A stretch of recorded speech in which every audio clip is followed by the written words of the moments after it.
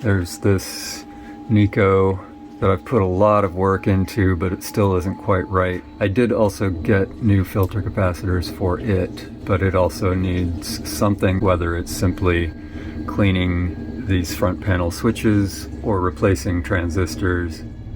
I don't know. Maybe the Nikko. That would be a nice, satisfying thing to get done. I brought the Nikko amplifier to my bench, just checking my various post-it notes, and this one tells me that there is a potentially problematic pair of transistors, one for each channel, that I might replace, in this case with KSC 1845s. I'll have to check to make sure I haven't already done that. The potentially failing transistors, 2SC 1400s, are known to spit static, which is something like the problem that I'm having. I think it's still probably more likely that the problem that I'm having here is with front panel switches.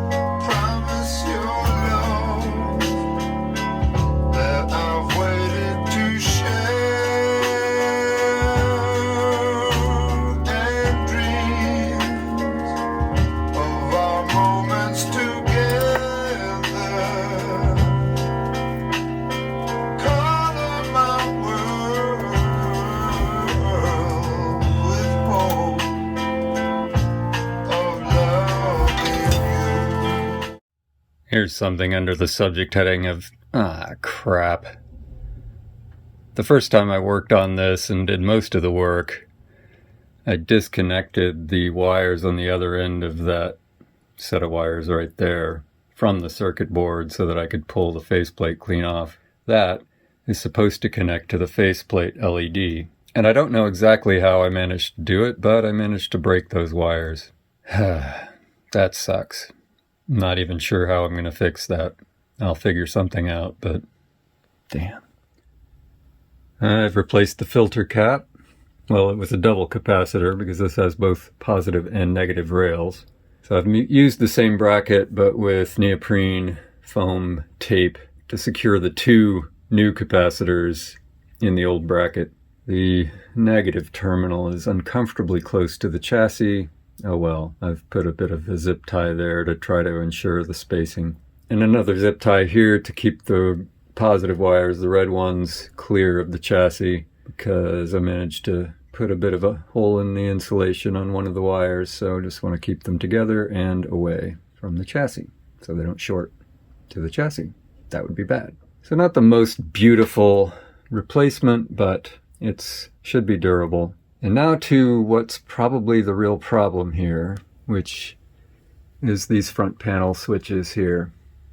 In another video on my Marantz 2252, I showed that the front panel switches were causing some imbalance between the channels because they weren't making great contact. I also talked about what a pain in the butt it was to take those switches apart. In the YouTube comments on that video, somebody told me, and I can't remember who, sorry, but thanks, told me how to fix these switches, how to clean these switches without taking them apart. And that is to set the amplifier up on its back, get into these little gaps here, squirt some deoxit onto there on each of these switches, let the deoxit run down into the switch for some time, and then work the switches, and that ought to solve the problem without having to take them apart. So rather ingenious solution if it works. So that's what I'm going to do next.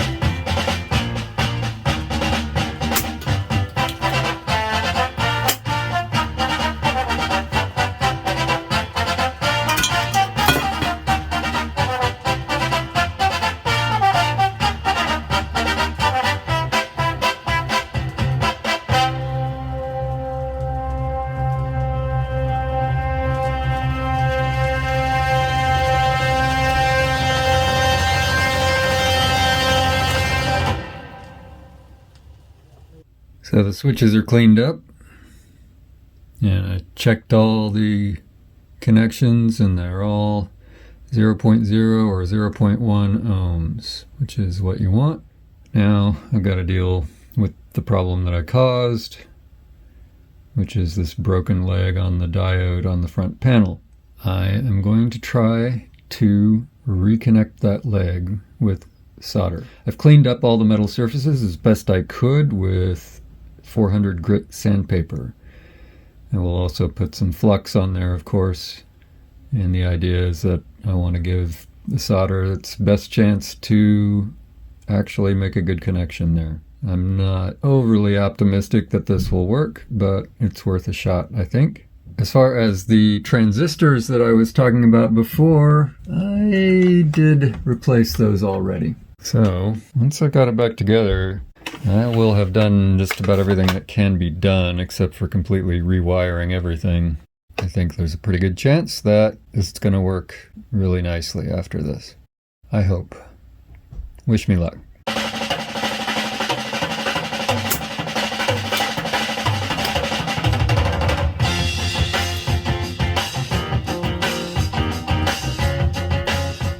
So it seems to work now. So I've re-glued it, and I'm just going to let that glue set before I put it back together. Fingers crossed it all remains together.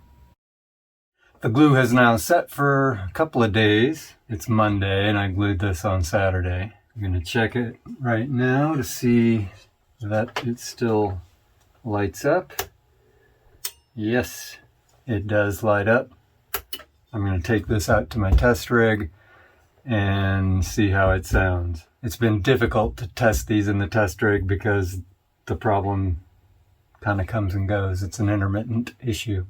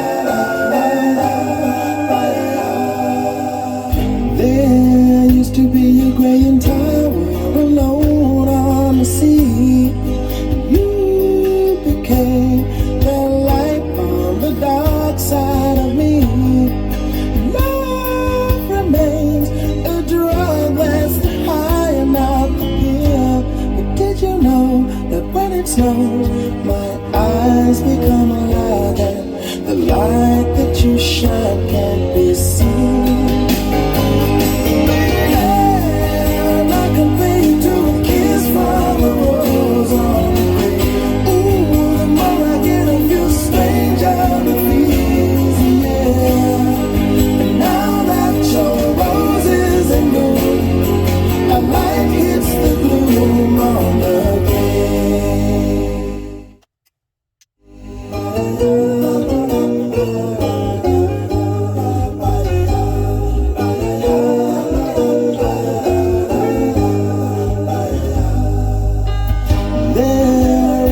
A man can tell you so much he can say.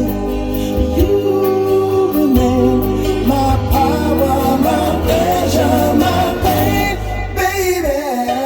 To me, you're like a known addiction that I can't deny. Won't you tell me, is that healthy, baby?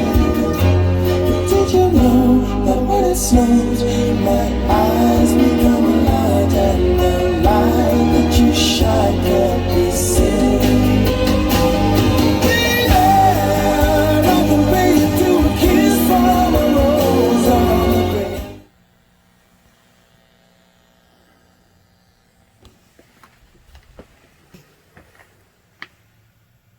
So there's still a buzz, and it also seems to throw a little static, but it's not in the preamp now. It's definitely in the power amp, because when I bypass the power amp and go to a tube amp, it goes away. So it appears that I've at least fixed the preamp, and this may just be the state of affairs for the power amp, I don't know.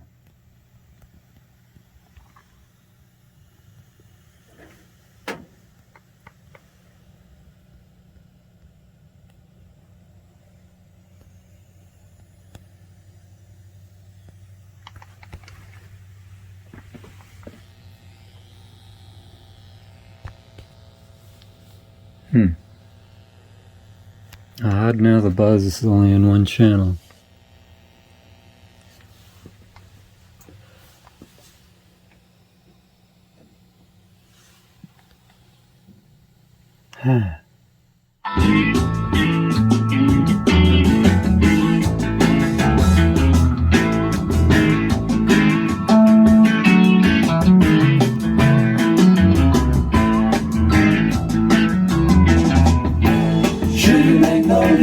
Houses blooming, beds all empty, and I don't care. So my baby down by the river, you should have to come up soon for dinner. Sweet blossom, come on, under the willow. We can have high times if you look like. We can discover the wonders of nature, rolling in the rushes down by the riverside.